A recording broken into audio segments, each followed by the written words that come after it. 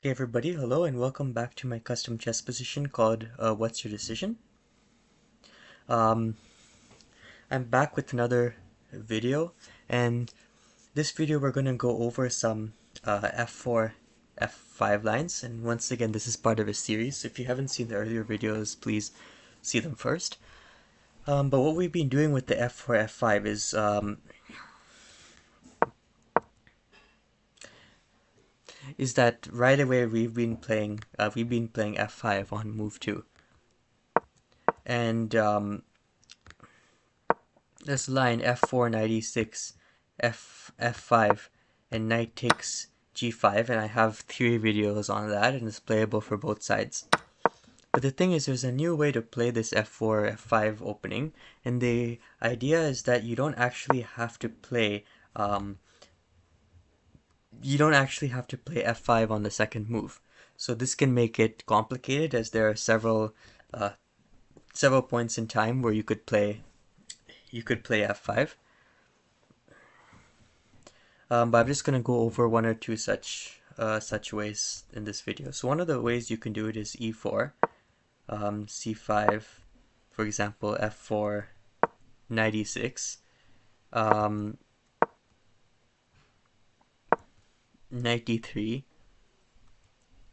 d6. This is the main line, and now after d6 you can play f5 here. And this is, from what I can see, is one of the most compelling areas where white could try this f5 move. And yeah, the engine's going to say that black is winning, but when it calculates deeper and goes more moves into the future, it realizes that this opening isn't bad for white, and it's definitely playable from both sides. Okay, so that being said, g takes f5, e takes f5, and knight takes g5. Um, and the idea behind this move, of course, is to weaken this f6 pawn and then sacrifice against it and get the queen out and probably even checkmate white in this position. So king takes g5 is played.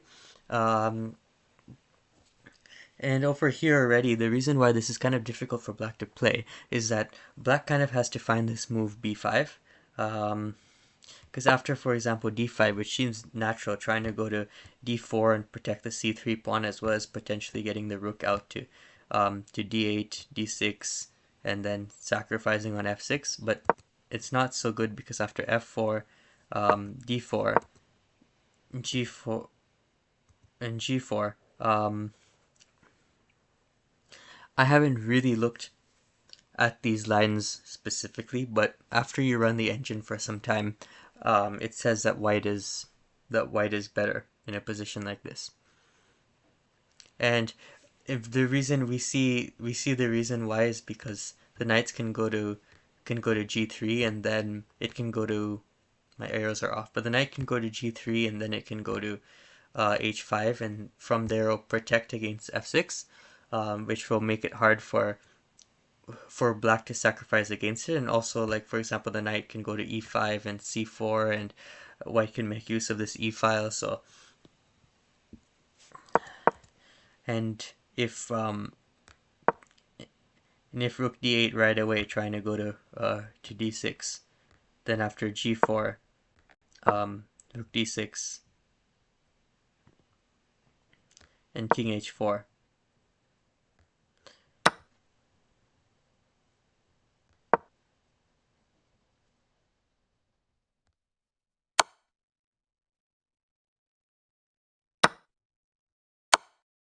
Queen goes out to f6. King g4 is played.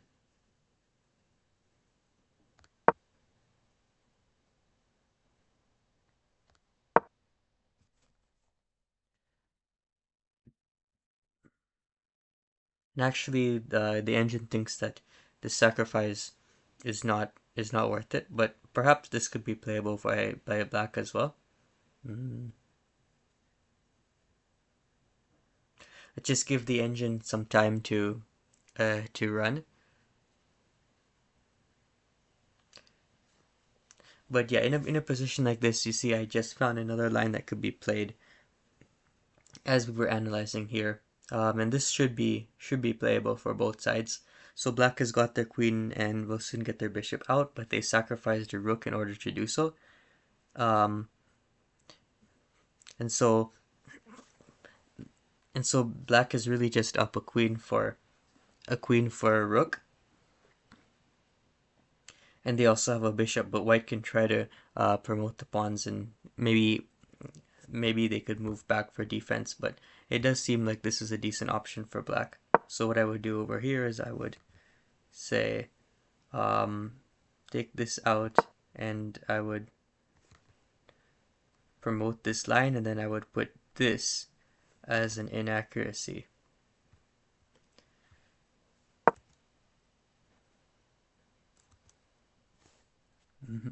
Though I would say after rook d8, it's possible to go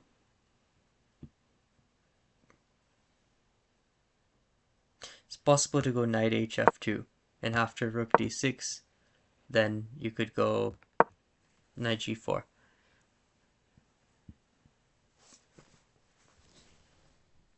In a position like this, white is up 2 points of material, but their pawn on f6 is the pawn on f6 is weaker. So black could, for example, play bishop d7, c6, knight c7, and knight e8, and try to gang up on this pawn, though that would take several moves to do. And in the meantime, white can, for example, maybe even take on c5 at some point. So they'd have to be careful. So yeah, this line is definitely playable for both sides as well. I'm just going to include this as the main line. Promote this. Okay.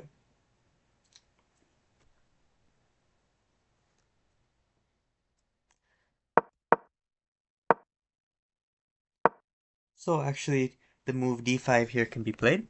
And it is an interesting move, but the main line here is b5.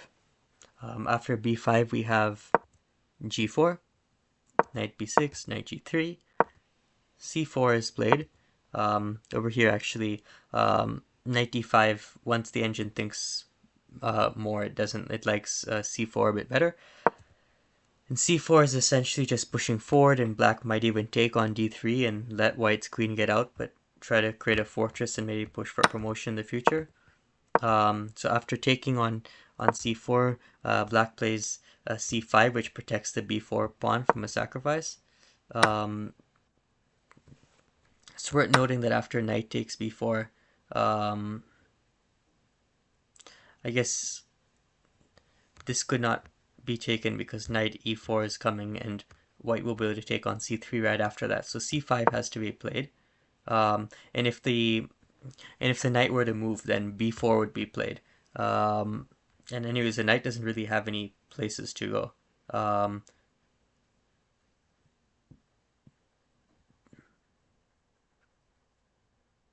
So for example, knight d3 actually runs into knight d5, and knight e4 protects here. And then we go here, but that would allow b takes c4, which attacks the knight. So so c takes d3 is played, and now b4. And even though white's queen is out, there's this really annoying pawn on c3 that kind of prevents white from having some activity. Though I guess white might sacrifice here. But yeah, this is a playable line for both sides. And actually, if white were to play king h4, white is allowing black to take and free their queen as well. But white is hoping that they can use their pawns as a fortress. So it does get quite complicated.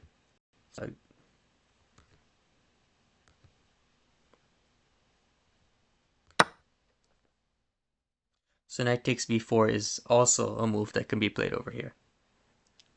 So, but after c4, the main line is b takes c4, and then c5 is played. Then knight h5 or c takes b5. So if c takes b5, then the knight goes to d5, which is now threatening for queen takes f6 check. So knight goes to h5, bishop c7, b takes a6. So white is just taking. Now black wants to go to d8 and they want to take on f6. Rook a8, f4, queen to get out with check, and white's cover would be blown, but white goes knight g7, which blocks out this queen. The bishop goes to c6, which is also preparing knight to go to e8. And what's interesting over here is that black doesn't actually have any good discovered checks. Like there's no good discovered checks over here. But after knight goes to e8, then black will get this knight traded off and the queen out. So and there's still no good discovered checks. So like one of the moves over here, the engine thinks is like drawn.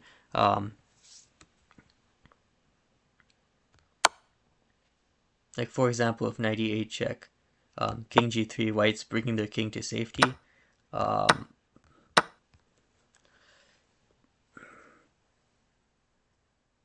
And it's one of these positions that, okay, white is up a little bit of material, but black's queen is free. And we've seen in a lot of recent videos that these are some of the types of positions that you can get into in this position. And just something that you have to be, ready to play as either side. And these are complicated positions. Over here, white has brought their king to safety, and maybe it'll take a long time for pawn promotion, but white is also up some material. So for example, if we get these queen and bishop and we don't count it, then we count 5, 8, 11, 14, 19, 20, 21, 22, 23, 24, 25, 26 points of material, we would say. And then for black would be 1, 4, 9, actually we won't count this one, 8, 13, 16, 25, 26, 27. And how many points of material did I say for white? But anyways, it would be pretty close. We're not counting these pawns over here because they're basically frozen as long as the queen's not out. But actually in this position, while black is still up some material on that count, white can maybe, for example, also eventually in the future maybe free their queen. So it's interesting playable position for both sides. The main move over here is knight h5 though. After knight h5, b takes c4 is played, king h4. So over here, white is just trying to play king h4 and play g5 to protect. There's no good square really for white to move the knight, but also white is ready to accept black taking and white getting back because white is up 2 points of material for when black sacrificed the knight. So now if black were to take the knight and white gets the queen out, black is not actually up any material. So white is fine with leaving the knight there. King h4, d5 is played. Black is just going to further secure this c3 pawn. And here, there's a few moves that can be played. So I guess the first one is I'll cover as knight e1, which is kind of inaccurate because again, like I said, you don't want to be moving this knight. White is already up a couple points of material. Knight does not need to be moved. And the reason why the knight doesn't go to f4 is because then bishop takes f4 can't be met with knight takes f4 because the queen would take on f6. So after knight e1, bishop f4 is played, and you can't take that. So, or you can, I guess. I guess white is going to lose this rook, and then the bishop's going to go to b2, so it's going to get even worse. So white ends up having to take the bishop, and then the queen gets out. And this is not that favorable for white over here, just because,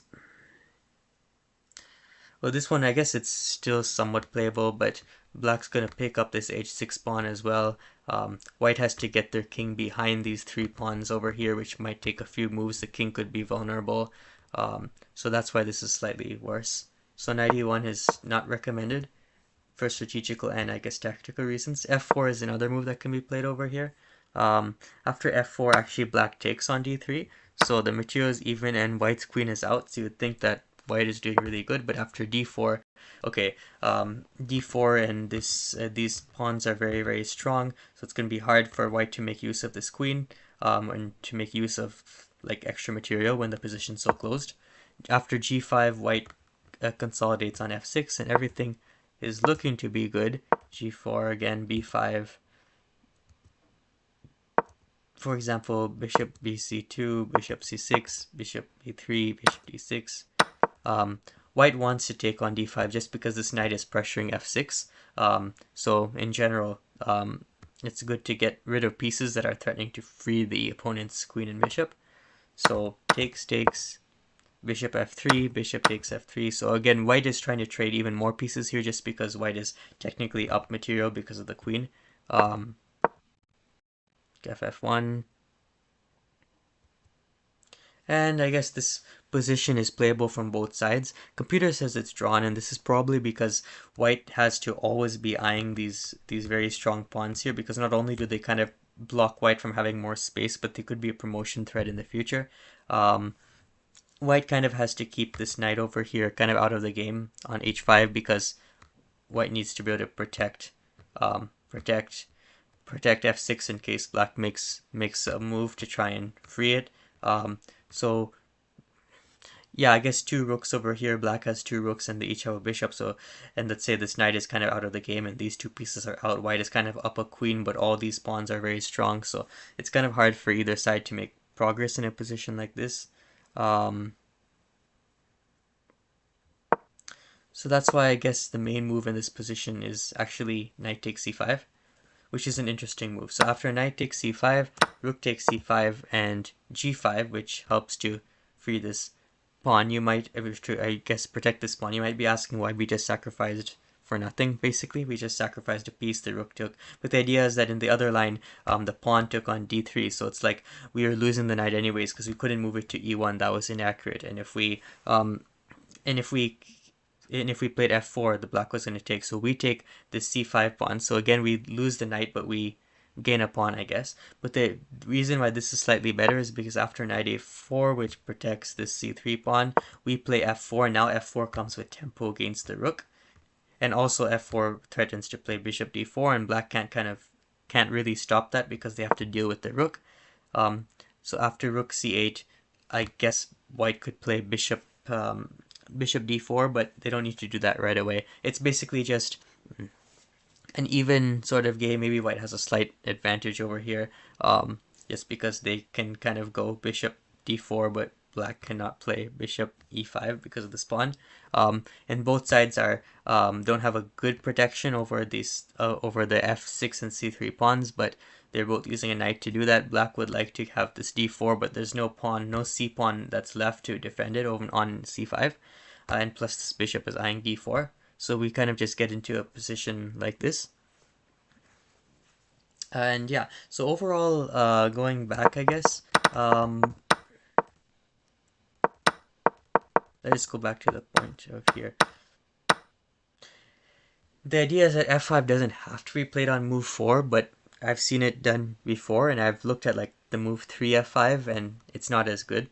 So this is 4 f5.